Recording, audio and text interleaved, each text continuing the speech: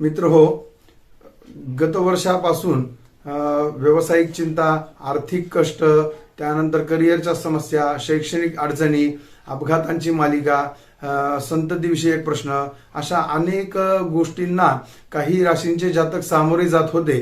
तर यांना काही प्रमाणामध्ये रिलीफ मिळणार आहे. तसेच अन्य नवीन काही राशीचे जातक आहेत त्यांना आता इथून पुढे अशाच काही समस्यांना सामोरे जावे लागणार आहे. त्याचे कारण असे की राहू पालट यावर्षी होणार आहे. तर राहूचं राश्यांतर होणार आहे. म्हणजे राहू जो आहे तो मेष राशीतून मीन राशीमध्ये जाणार आहे. तर नेमकं राहू म्हणजे काय आहे, राहू किती वर्ष एका राशीत राहतो, राहूची गती कशी असते, तसेच त्याची दैनंदिन गती कशी असते, स्पष्ट राहू म्हणजे काय, मध्यम राहू म्हणजे काय इत्यादी. तसेच राहूच्या या दरम्यान, राहूच्या पिढीदरम्यान नेमके जातकांनी कोणत्या प्रकारची उपासना करावी म्हणजे त्याला त्यातून आराम मिळेल, या सर्व गोष्टीचं जे चिंतन आहे ते आज आपण पाहणार आहोत. तर मित्र हो, मी आहे वेदमूर्ती कृष्णा गुरुजी पातुर्डकर आणि वैदिक ॲस्ट्रो इन्फॉर्मेशन या युट्यूब चॅनलवरती मी आपणा सर्वांचे मनापासून स्वागत करतो. तर स्पष्ट राहू आणि मध्यम राहू असे दोन प्रकार असतात. हा खरे तर पंचांगकर्ते लोकांचा विषय आहे.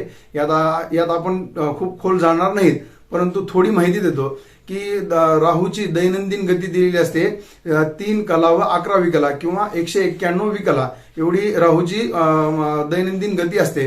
परंतु काही वेळेला काय होतं की राहू सुद्धा स्तंभी होतो किंवा एकाच आयुष्यावरती असतो. तर अशा वेळी काय होतं की राहूच्या गतीमध्ये फरक पडतो. तर त्यावेळेला काय होतं की स्पष्ट राहू आणि मध्यम राहू असे दोन प्रकार होतात. तर हा फरक जो असतो तो नेमका राहूच्या राशी पालटाच्या वेळेला आपल्याला दिसून येतो. तर साधारण यामध्ये 1 महिन्याचा फरक असतो. तर आत्ताचं जे राहू पालट आहे म्हणजे राहू हा मेष राशीतून मीन राशीमध्ये जाणार आहे. तर तो 30 ऑक्टोबर 2023 रोजी जाईल. हा असेल मध्यम राहू. आणि स्पष्ट राहू जो आहे तो पुढे 28 नोव्हेंबर 2023 रोजी त्याचं राश्यांतर पंचांगांमध्ये दिलेलं आहे. तर ठीक आहे. तर या राहू जो असतो तो नेमका वक्रगतीने फिरत असतो. म्हणजे जसे एक ग्रह अनेक बाकीचे ग्रह आहेत हे मेष राशीतून वृषभ राशीत अशा अनुक्रमे प्रवास करत असतात, तसं राहू आणि केतू हे नेमके वक्रगतीने प्रवास करत असतात. तर मित्र हो, नेमकं राहू म्हणजे काय आहे, तर आपण आकाशामध्ये जे ग्रह पाहतो जसे रवी, चंद्र, मंगळ, बुध, गुरु, काही बरेच ग्रह आपण उघड्या डोळ्याने आपल्या पृथ्वीवरून आपण पाहू शकतो. तर काही ग्रह आपण टेलिस्कोपच्या साहाय्याने देखील पाहू शकतो. परंतु राहू आणि केतू हे जे आहेत हे ग्रह आहेत, परंतु यांना आपण आकाशात पाहू शकत नाहीत किंवा टेलिस्कोपच्या साहाय्याने पाहू शकत नाहीत किंवा एखादं यान वगैरे सुद्धा राहू केतू पशी जाऊ शकत नाही.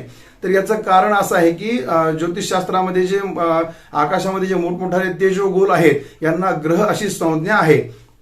तर यामध्ये काय आहे की राहू आणि केतू म्हणजे नेमके काय आहेत, तर सूर्याभोवती आपली पृथ्वी ज्या क्रांतिवृत्ताच्या मार्गाने ज्या मार्गाने फिरते त्याला क्रांतिवृत्त असं म्हणतात. आणि आपल्या पृथ्वीच्या भोवती आपला उपग्रह चंद्र ज्या मार्गाने पृथ्वीच्या भोवती फिरतो त्याला विक्षेप वृत्त असं म्हणतात. तर क्रांतिवृत्त आणि विक्षेप वृत्त हे दोन ह्या सर्कल रिंग आहेत. ह्या 2 रिंग तिरप्या आहेत आकाशामध्ये आणि ह्या 2 रिंग एकमेकांना जिथं छेदतात त्या 2 छेदनबिंदूंना पादबिंदू किंवा राहू आणि केतू असं म्हणतात. तर यातला उत्तरेकडचा जो छेदनबिंदू आहे त्याला राहू म्हणतात आणि दक्षिणेकडचा जो छेदनबिंदू आहे त्याला केतू म्हणतात. तर हे दोन्हीही छायाग्रह आहेत आणि हे दोन्हीही वक्रगतीने फिरत असतात. तर असं राहूची गती असते 191 विकला दैनंदिन गती आणि राहू हा नेमका नेहमी वक्रगतीने फिरत असतो. तर आता सध्या राहू मीन राशीत आजपर्यंत मेष राशीत आजपर्यंत होता.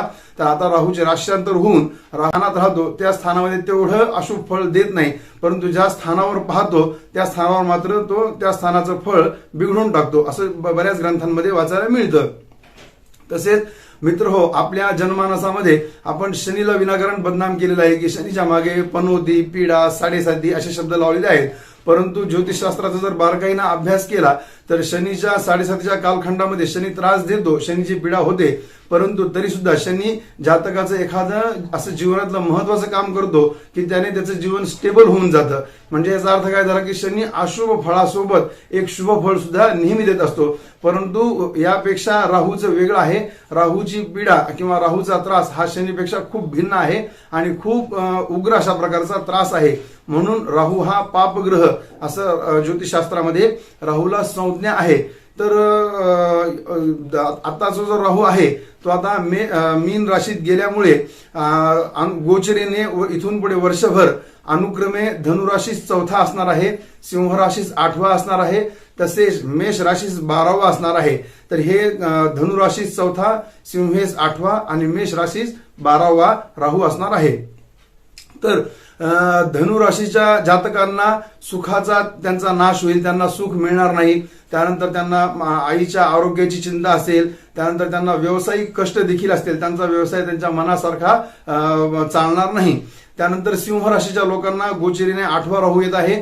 तर सिंह राशीच्या लोकांसाठी त्यांना वारंवार संकटाची मालिका राहील, त्यांचा अर्थनाश होईल आणि त्यांना सुद्धा सतत आजारपणे, किरकोळ अपघात वगैरे यांना सामोरं जावं लागणार आहे. आणि मेष राशीचे जे जातक आहेत त्यांना गोचरीने 12वा राहू येणार आहे. तर त्यांना आरोग्यविषयक कष्ट असतील, शरीराचं सुख त्यांना पूर्णपणे मिळणार नाही, सतत छोट्या मोठ्या कारणामुळे दवाखाना किंवा हॉस्पिटल गाठावे लागेल आणि त्यांना त्यांचे जे गुप्त शत्रू आहेत त्यांच्यापासून त्यांना सतत त्रास होत राहील. त्यानंतर आपण लघु पाराशरी किंवा सारावली ग्रंथात दिलेला आहे की उपचय स्थानामध्ये पापग्रह हे फलदायी होत असतात. तर 3, 6, 10, 11 हे कुंडलीतले उपचय स्थान असतात. त्याचा जर आपण विचार केला तर मकर राशीला 3रा राहू येणार आहे, तुळ राशीला 6वा येणार आहे, मिथुन राशीला 10वा येणार आहे आणि सर्वात बेस्ट अनुकूल काय म्हटलं तर वृषभ राशीला राहू हा 11वा येणार आहे. त्यामुळे सर्वात सुंदर फळ या दरम्यान वृषभ राशीच्या जातकांना मिळेल. मकर राशीला 3रा आहे, तुळीला 6वा, मिथुनेला 10वा आणि वृषभ राशीला 11वा राहू येईल. तर यांना काही प्रमाणामध्ये संमिश्र किंवा चांगल्या प्रकारची फळे मिळतील.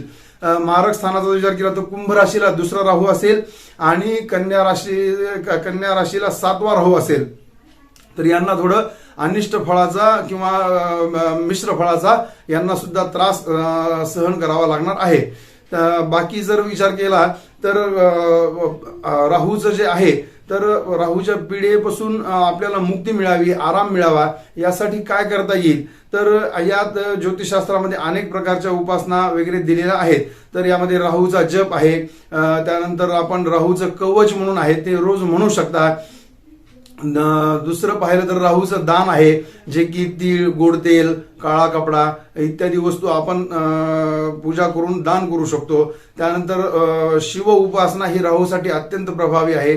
या दरम्यान जातकांना जास्त त्रास होत असेल त्यांनी ओम नमः शिवाय या महामंत्राचा जास्तीत जास्त दिवसभरात रोज जप करावा, याने सुद्धा आपल्याला फरक पडेल. अजून राहूसाठी एक उपाय असा सांगता येईल की दारावर जे कोणी गेस्ट किंवा अतिथी भिक्षेगिरी आपल्याला मागणारे लोक येत असतात, भिक्षा मागणारे, तर यांना आपण वेळोवेळी आठवण करून आपण यांना पांढरे कपडे जसे की धोतर, पंचा किंवा अजून कुठल्या पांढऱ्या रंगाचे कपडे असतील ते आपण त्यांना दान देऊ शकतो. याने सुद्धा आपल्याला राहूच्या पीडेतून काही प्रमाणामध्ये आराम मिळू शकतो. अजून एक दुसरा छोटा उपाय असा आहे की ज्यांना राहू पीडेचा त्रास आहे पण हे उपरोक्त सांगितलेले उपाय हे लोक करू शकत नाहीत, तर मग यांनी काय करावं तर एखाद्या मंदिरामध्ये किंवा विशेषतः महादेवाच्या मंदिरात जमलं तर खूपच छान आहे, किंवा अन्य कुठल्याही देवालयामध्ये मंदिराच्या ठिकाणी जाऊन तिथली साफसफाई करणे, केर कचरा काढणे, तिथे सडा संमार्जन करणे, देवालय स्वच्छ ठेवणे, हे जर आपण काही दिवस करण्याचा प्रयत्न केला तरी सुद्धा आपल्याला राहूच्या या पीडेपासून आपल्याला आराम मिळेल. तर हा मित्र हो, हा जो राहू आहे ह्या आता 30 ऑक्टोबर 2023 रोजी मेष राशीतून मीन राशीमध्ये तो त्याचं राश्यांतर होणार आहे आणि हा पुढे साधारणपणे 18 मे 2025 इतक्या दीर्घ काळपर्यंत तो त्या मीन राशीमध्ये असणार आहे.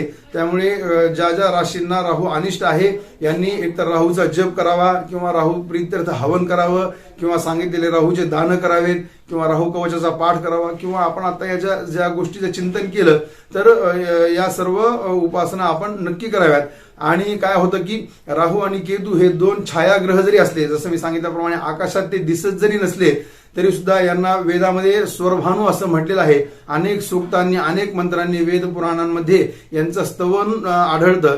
तसेच ज्योतिष फलित शास्त्र व ज्योतिर्गणित शास्त्र या दोन्हीही शास्त्र राहू केतूचा विचार केल्याशिवाय हे पूर्णत्वास जाऊ शकत नाहीत. तर मित्र हो, हे होतं राहू पालट व राहूचा राष्ट्रांतर याबद्दलचं चिंतन. तर हे आपणाला कसं वाटलं? तसेच ज्या जातकांना राहू अनिष्ट आहे व त्यांना अजून काही आपल्याला अधिकची माहिती पाहिजे असेल तर त्यांनी कमेंट बॉक्समध्ये नक्की लिहावं आणि या व्हिडिओला लाईक करावं व आपले जे कोणी सद्धर्मप्रेमी लोक आहेत यांच्यापर्यंत हा व्हिडिओ अधिकाधिक संख्येने पोहोचवावा. जय श्रीराम.